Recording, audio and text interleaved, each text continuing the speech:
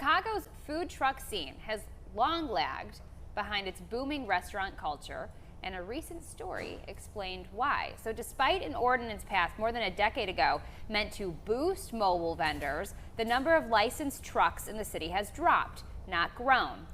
Ximena is our guest that's coming up. She dove into what went wrong, unpacking the city's strict regulations, the impact on small business owners, and whether Chicago has any plans to change course. So we asked her to break down the reporting behind the story, what surprised her most, and what might be next. Ximena Beltran Quan Kiu from Chicago Eater joins us. Ximena, thank you so much for your time. Good to see you.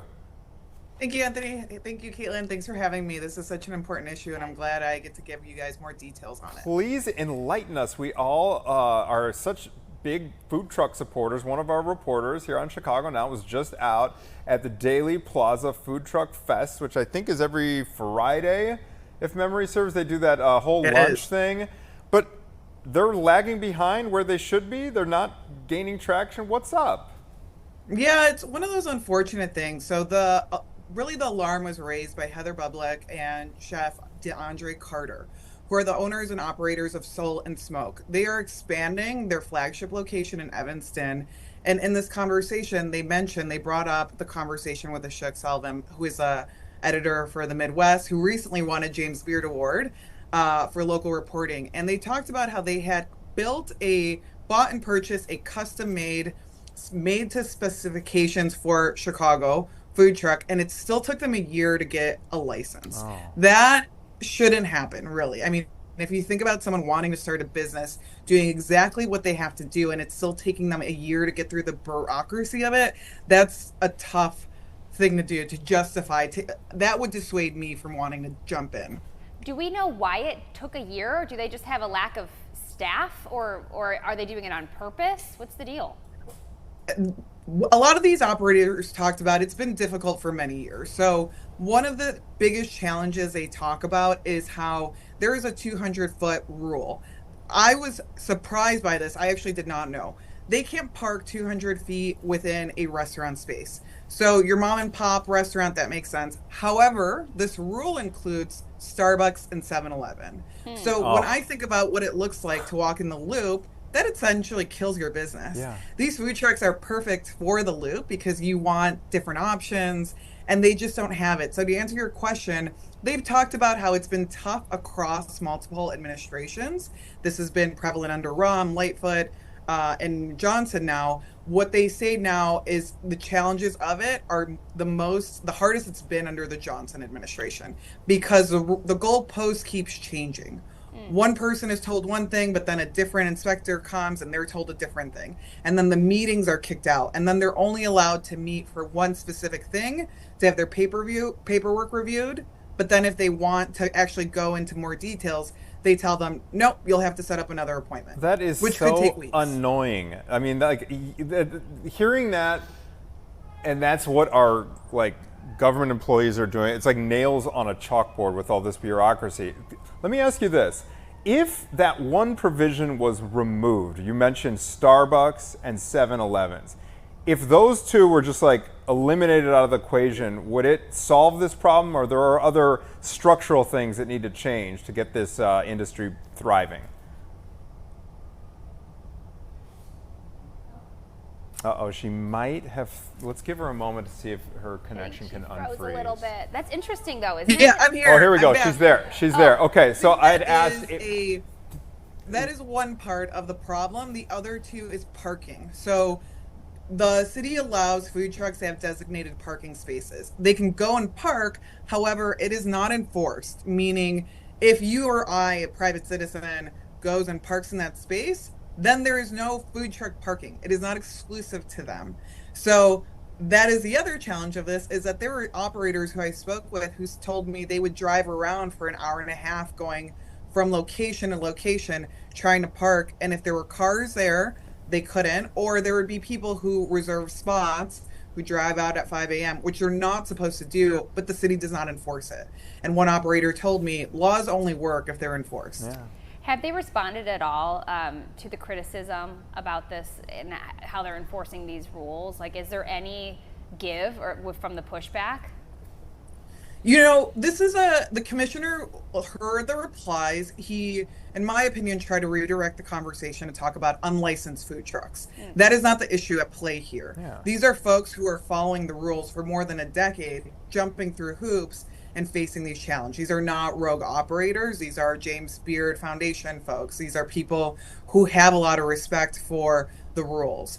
So when they're pushing back on this and saying like, well, we would love to hear from these people. I was on a call and I told the commissioner, I am reading verbatim what these folks have told me. So you are hearing from them. And the reality of it is, I hope things change because the numbers don't lie. When this law was passed, the 200-foot rule law, it was 2012 and there were 127 operators on the road. Today, 12 years, 13 years later, there are only 87 and only 9 of them cook on board. So that was a previous rule. So you're talking about now you have less than 80 operators. The numbers don't lie. There is a significant decline. And to your point, it's kind of done, the law has kind of done what it's supposed to do, which was to dissuade these operators from going into business. So while many have been outspoken from the beginning, I mean, you tell me if someone's putting up roadblock after roadblock for 10 years, eventually you're either going to have some give and change is going to occur or you're going to give up. Yeah, you're just and going what to we're say forget seeing it. is, what we're seeing now is a lot of the operators are like, it's not worth it. Most of the ones that you see on the road are actually making their ends meet through private parties, catering, and large scale events where the orders are pre-ordered and they have a presence. It's not that they are going and buying one-to-one. Ximena, let me ask you this. By chance, have you been down to Austin, Texas? I have, and it's insane that the food trucks, it's everywhere. It's New York, it's LA. This isn't a weather thing.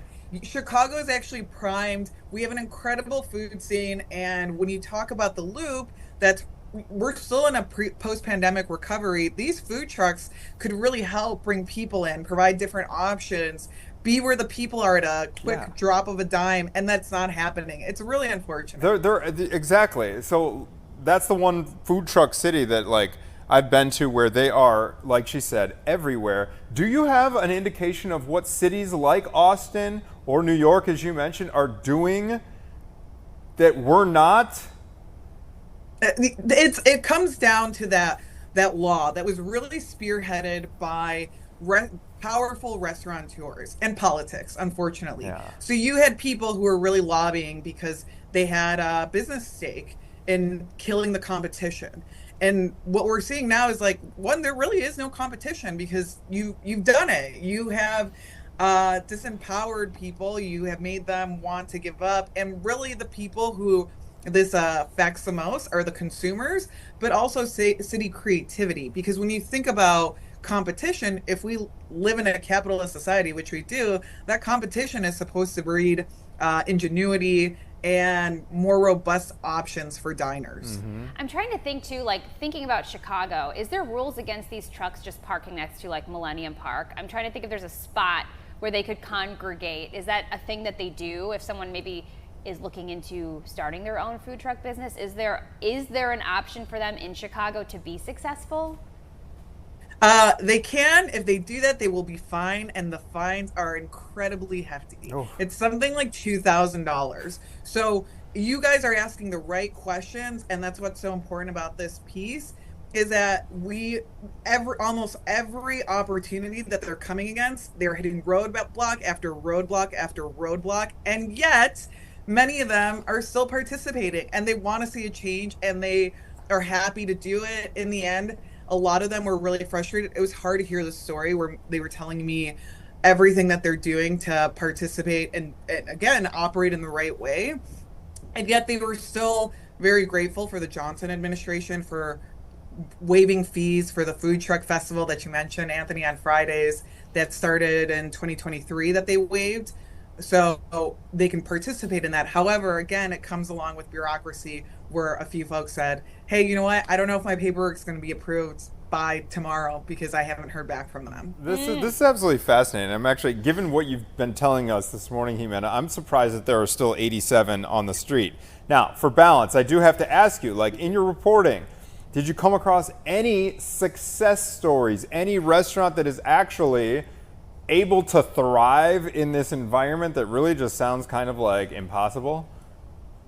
Yeah, I spoke with people who told me that they are successful because they saw the problem and instead of kidding against a wall, they've shifted and pivoted towards that catering operating model. Okay. So there are folks on the road who are doing one-to-one, but that I don't know. They're not, unfortunately, at the success. The ones who are seeing growth, like Soul and Smoke, like the Fat Shallot, those folks are really operating in a catering private event type of space. And not to say that it can't change or it can't happen. I'm also not a doom and gloom person, but what I think is really important, thanks to opportunities like this, is that people can start realizing the challenge here and that something is off and we need to look into it. Okay. Do you think that these strong restaurants are still going to play a role moving forward in trying to loosen up the grip of these rules and regulations, or not so much anymore? Yes. They mentioned how this came up too is Heather, who I mentioned from Soul and Smoke, is raised the alarm on this, but she flagged that they're on a group chain with other food operators. So she dropped my contact information and details on the story in their chat and asked folks to reach out to me. I had a number of people really willing to do that, and there are folks who are pushing the needle on that who will continue to speak up. These are not people who had complaints. They were very much like, we're focused on the work. We want to stay focused on the work, but this is really hard for us. And I understand, again, if you are being faced time and time again with roadblock, and they're minor things.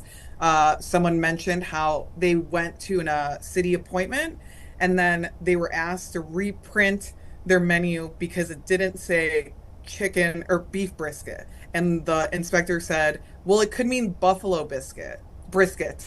And it was like, I'm where seriously like, I want to tear my brisket? hair out listening to this stuff. Yes. Hey, Yeah. we're getting the wrap here, but Ximena, where can people check out your report? Google Eater food trucks, Okay. and it'll come up. Okay, very good. Ximena, food thank you trucks. so much. That was fascinating. Thank you for having me. I really appreciate you guys Yeah. raising the issue on this as well. Absolutely. Everyone I loves was food not trucks. expecting. I know, and just how hard the city is making it. Yeah. It's like, why would you? Small business Why would you owner. even? No. And it And, makes like, everybody happy. Exactly, and waiving the fees and everything. It's like, support your restaurants. You know, this is part of what makes Chicago Chicago. Right. And if you're going to make something legal, like don't make it. They're running in sand. Or lean into it. It's Right. not like you're going to be overrun by food trucks. I don't feel like that would be an issue. You know. Okay, confounding. All right.